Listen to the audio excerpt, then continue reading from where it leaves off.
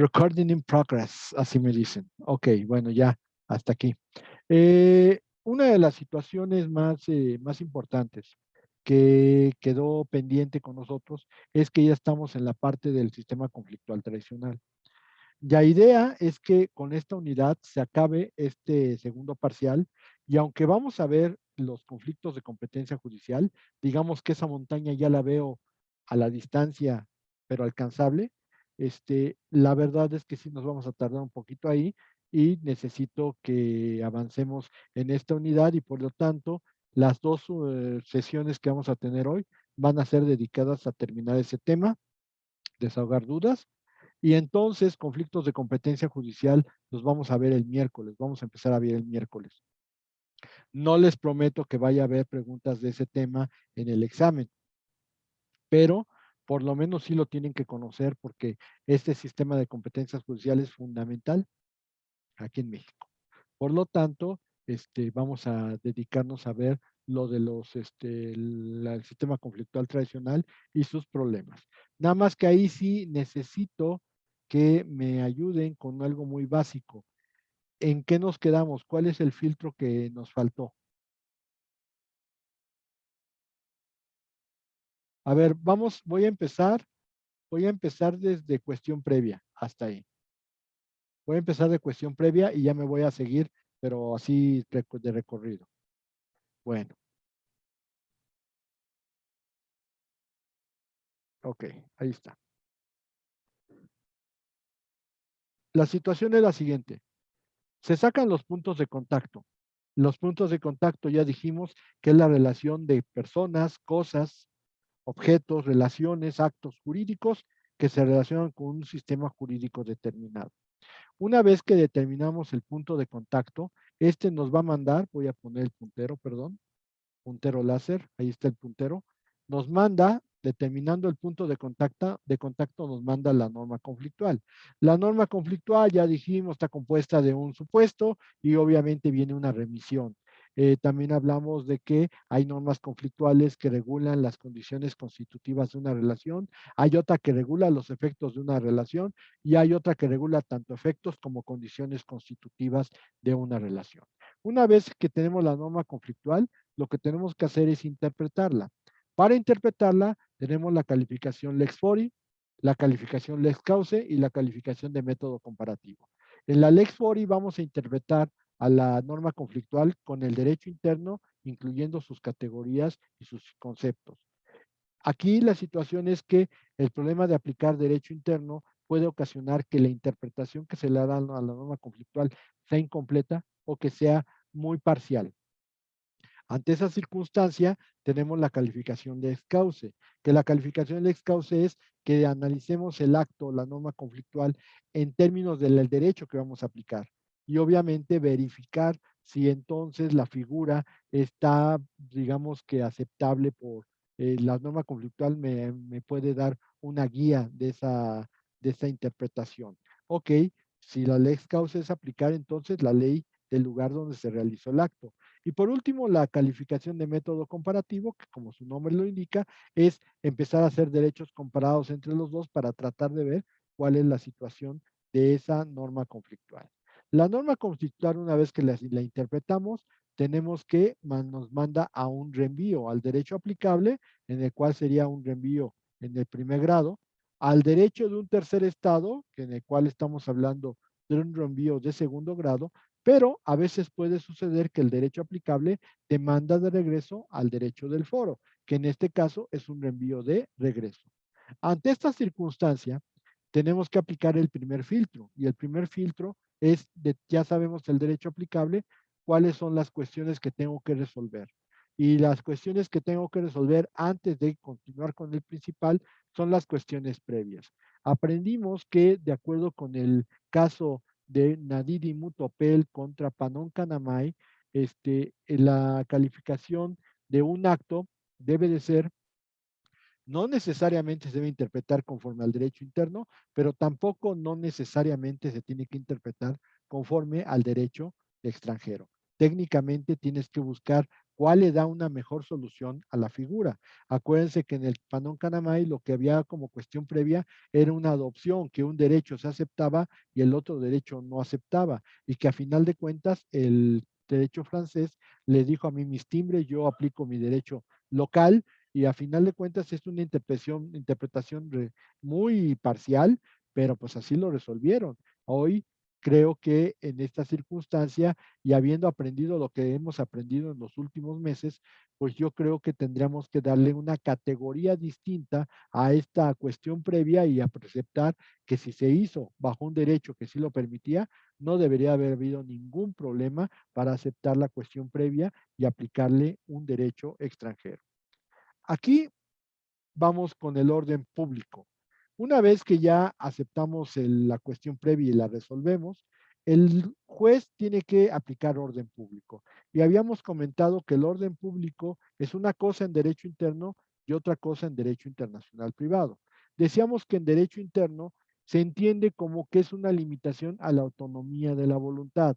Es decir, es cuando el Estado, aplicando estos criterios políticos, está tratando de preservar principios fundamentales del derecho mexicano, sin los cuales podríamos sentir que se puede llegar a un desorden social, puede ocasionarse un problema más grande. Por eso se dice que para que el orden público esté involucrado, debe de haber valores fundamentales que se están tratando de proteger con el derecho, la política y el Estado. Y esa es la visión de lo que es el orden público. El orden público en derecho interno es una limitación a la autonomía de la voluntad. Dicho de otra manera, no puedes hacer concertaciones, no puedes hacer cláusulas que violen disposiciones que me puedan perjudicar el orden público. Sin embargo, en derecho internacional privado, el orden público es un arma de la cual se vale el juez para no aplicar un derecho extranjero, aun cuando las normas conflictuales lo pudieran aplicar. La idea es que si hay una disposición que pueda violar el orden público mexicano, yo no la debo de aplicar. Y aquí lo que me gustaría comentar es lo que en algún momento platicamos sobre el matrimonio poligámico. El matrimonio poligámico en México no podríamos aceptarlo. ¿Por qué? Porque aunque fuera natural de un estado como Arabia Saudita o Yemen, el problema es que si llegamos a aceptar un matrimonio poligámico, pues ya ven que cuando han escuchado que en México haya señores que tengan 2 casas o 3 casas. Si sucediera eso, va a ocurrir que un mexicano se va a ir a casar a Arabia Saudita y después va a querer hacer valer válido su matrimonio. Si ya lo aceptamos una vez, pues no va a haber ni una, ni dos, ni tres, ni cuatro, ni cinco, ni 10,000 las ocasiones en que vamos a tener este mismo problema y porque ya se aceptó una vez. Entonces, como son principios fundamentales de derecho mexicano, en México el matrimonio poligámico no se puede aceptar.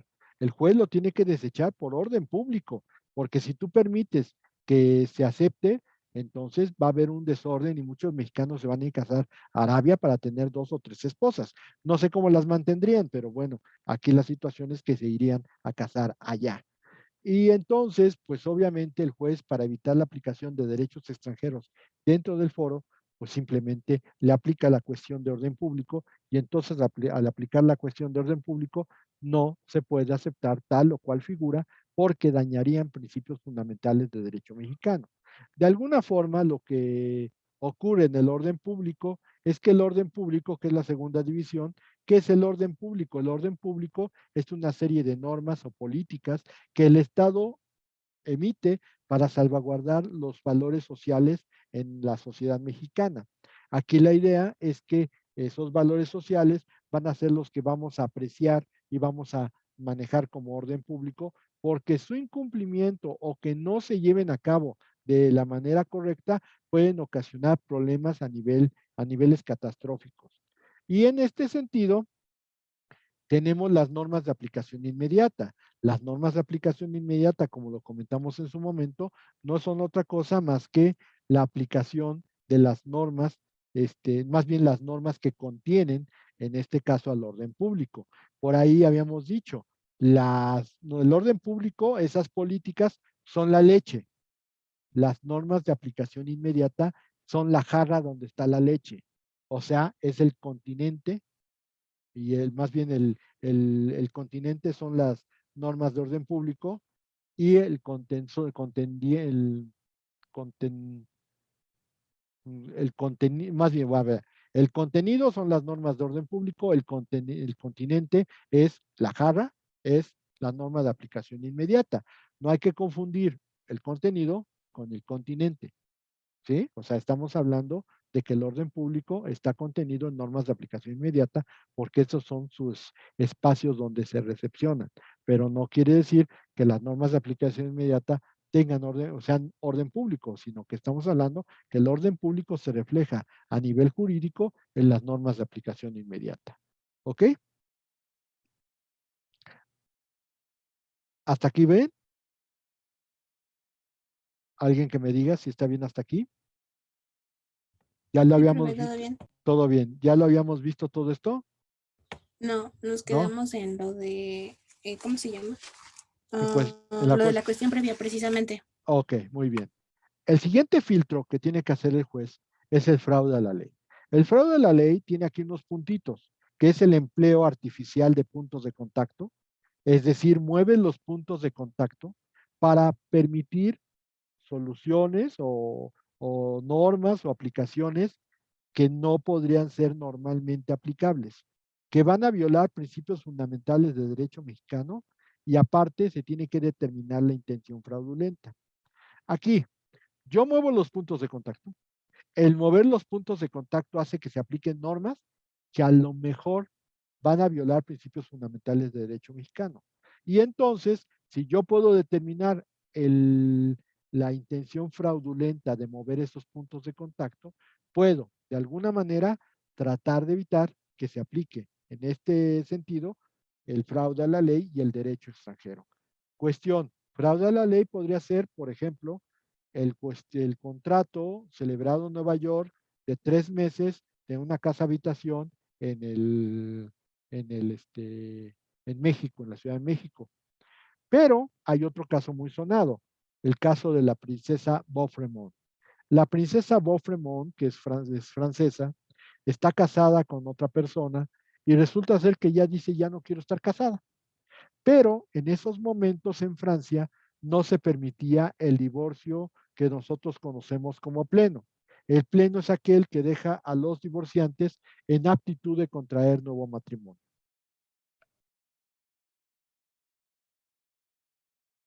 Como no se aceptaba en Francia esa actuación, lo que hace la princesa de Beaufremont es irse a Alemania, se adquiere una residencia en Alemania y en las primeras de cambio que ya tiene la residencia, se divorcia. Y entonces cuando quiere hacer válido su segundo matrimonio con otra persona que seguramente era más guapa o más bonita o mejor que el primero, pues en Francia, pues le aplican una pena por, en este caso, lo que se conocería como este, bigamia. ¿Por qué? Porque la princesa de Beaufremont no podía divorciarse en Francia e hizo todo lo necesario para mover los puntos de contacto y obtener un resultado que de acuerdo con el derecho francés no se puede obtener. El caso de la princesa Beaufremont se actualizaría en el caso específico de los años antes del 88 con los divorcios al vapor en México. Ya les había comentado, si un matrimonio celebrado en España o en Argentina o en algún otro país donde no existía el divorcio pleno, pues llegaba a México y en México, como dice que la capacidad y el estado civil de las personas se regía por la ley mexicana, entonces podías divorciarte en México. Y entonces cuando se casaban en segundas nupcias, pues lo hacían con fraude a la ley.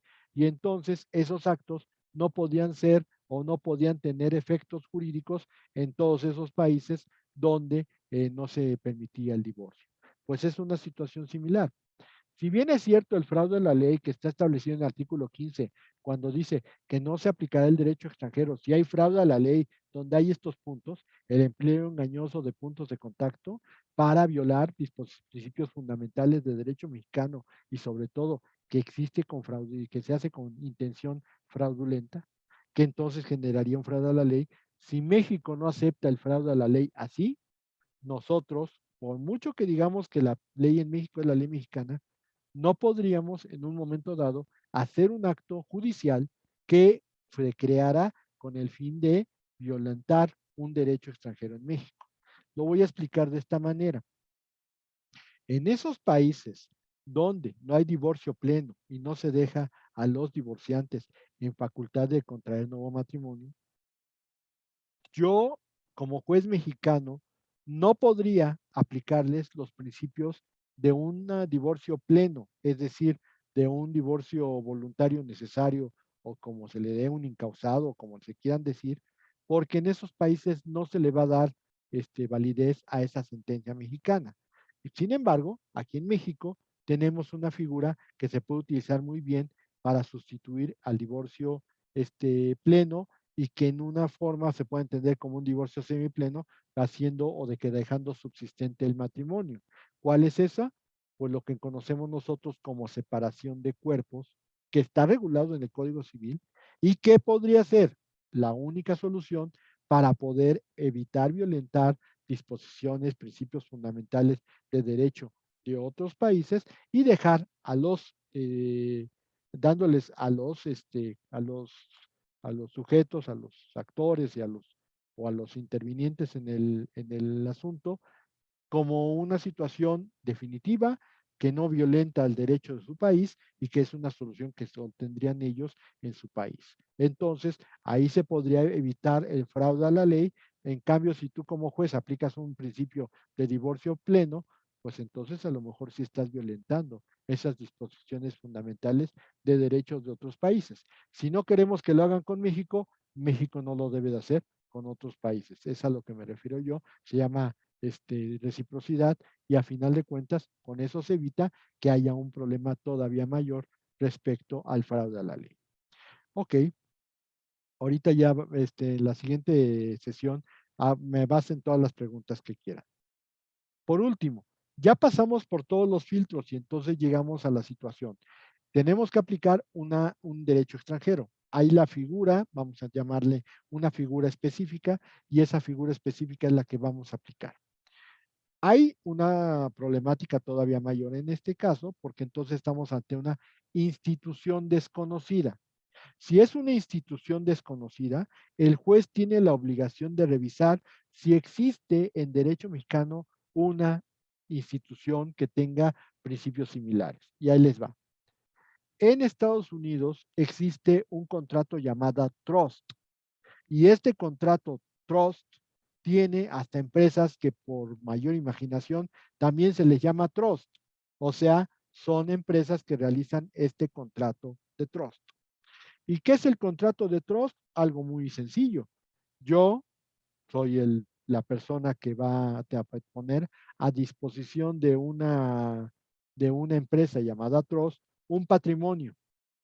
La empresa se va a dedicar a ver todo lo concerniente al patrimonio que le estoy dejando, administrarlo, hacerlo más grande, invertirlo, no sé, eso ya son instrucciones que le tiene que dar el constituyente del trust al trust. Y después, cuando ya se tenga un resultado de esas inversiones o el cuidado de ese dinero, se tiene que cumplir la voluntad del constituyente del trust en favor de unos beneficiarios. Eso es lo que normalmente contiene el trust. Aquí, ese contrato de trust existe, pero se llama de otra forma. ¿Cómo se llama? Fideicomiso.